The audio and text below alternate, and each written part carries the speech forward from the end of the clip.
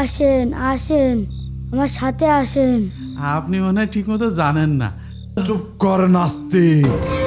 সাহেব কোন জায়গায় থাকে তা আমরা জানি না ঠিকই, কিন্তু ইমাম সাহেবের যমজ ভাই কোন জায়গায় থাকে তা তো আমরা জানি। ওই ইমাম সাহেবের যমজ ভাইয়ের যদি আমরা উড়ন্ত বাবা কনে থাকে আপনি কি জানেন? আমি কিন্তু কিছুই চিনতে পারছি না ভাই। কি তুই চিনিস না? আমি তো এতক্ষণ তোর ভরসায় চলছি। কি কন ভাই? তাহলে এখন কি হবে? আমরা তো জঙ্গলে হারিয়ে গেলাম। হ্যাঁ, এ হায়দার, এগুলো কি রে? ভাই আমিও তো চিনতে পারছি না। আপনারা কি পথ ভুলে গেছেন? উড়ন্ত বাবা আমাকে পাঠিয়েছে। দেখেছিস বাবার কি পাওয়ার? আমরা যে পথ ভুলে গেছি বাবা তাও জানে। আমি শিওর এই বাবাই আমাদের বিপদ থেকে উদ্ধার করতে পারবে। আসেন আসেন, আমার সাথে আসেন। বাবার অসীম ক্ষমতা, উড়ন্ত বাবা জয় হোক।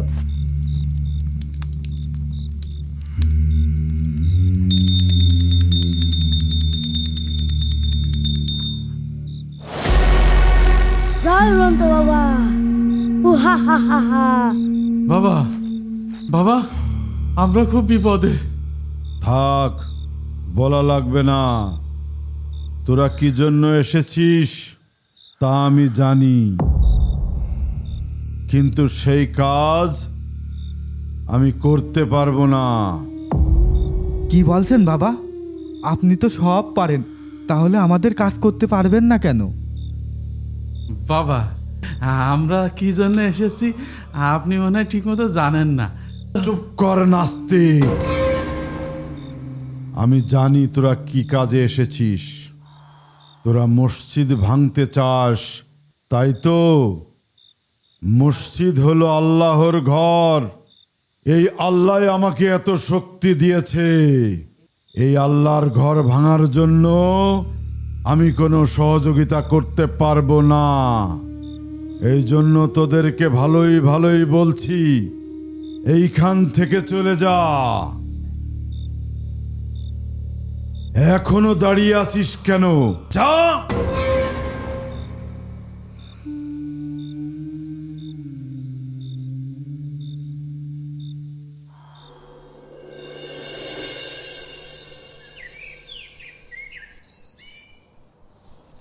তুমি আমার মনের মাঝি, আমার পরাণ হায়দার, পাখি, এ হায়দার,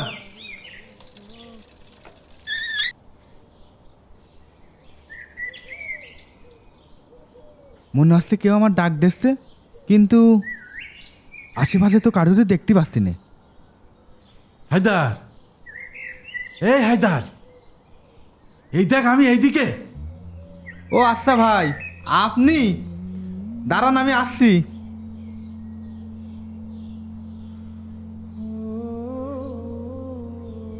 কি রে, তোর তো কোনো খোঁজ খবরই পাওয়া যায় না। কনে গেলি তুই? ভাই ওই একটু শহরে গেলাম সার কিনতে, কিন্তু সার পালাম না। ও আচ্ছা, তো কনে যাচ্ছিস সেটা একটু আমার ভুলে যাবি না। এই গ্রামতে তো আস্তে আস্তে অর্ধেক লোকই চলে গিয়েছে। গ্রামের চারিদিকে কেমন যেন নিস্তব্ধ। আমি তো মনে করলাম তুই গ্রাম থেকে চলে গেছিস। আরে না ভাই, আমি কি আপনাকে রেখে একা একা যাতে পারি? আপনি কন ভাই। সে আমার জানা আছে। গ্রামের যে অবস্থা ভাই, মনে হচ্ছে সত্যি 2 দিন পর গ্রাম ছেড়ে চলে যাওয়া লাগবে না। মনে করিলাম মসজিদটা ভেঙে ফেল দিলি কোনো রকম গ্রামে বসবাস করা যাবে না। মসজিদও ভাঙা হইলো না, আর আপনিও কিছু করলেন না। আমি কি এমনি এতদিন চুপ মেরে রয়েছি? এতদিন চুপ মেরে থেকে একটা ভালো বুদ্ধি বের করেছি।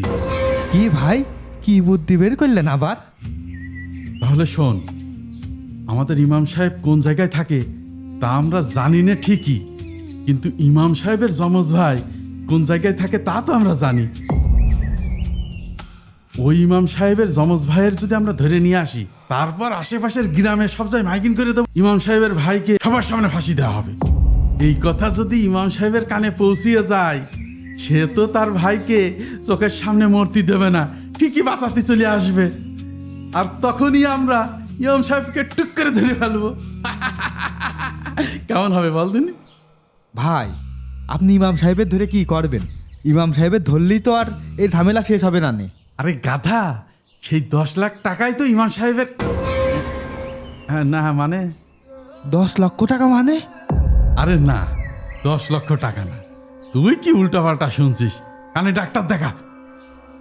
আমি বলছি সমস্যা শুরুই তো ইমাম সাহেব, তাহলে এই সমাধানটাও তো উনিই জানে। তাই যেভাবেই হোক ইমাম সাহেবকে ধরতে হবে। আর ভাই ইমাম সাহেবের ভাই যদি মেরে ফেলি তাহলে তো পুলিশ আমাদের ধরে নিয়ে যাবে নে, তখন কি হবে নে? আরে বোকা, তোকে নিয়ে যে আমি কি করি? আমরা তো ইমাম সাহেবের ভাইকে সত্যি সত্যি মেরে ফেলবো না, শুধু ইমাম সাহেবকে ভয় দেখাবো।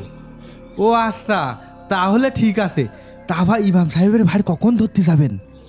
ও, তোর তো কোনো কাজ নেই না? না ভাই, কোনো কাজ নেই। তাহলে ছাগলটা বাড়ি রেখে এখনই যাব, চল। ঠিক আছে চলেন ভাই।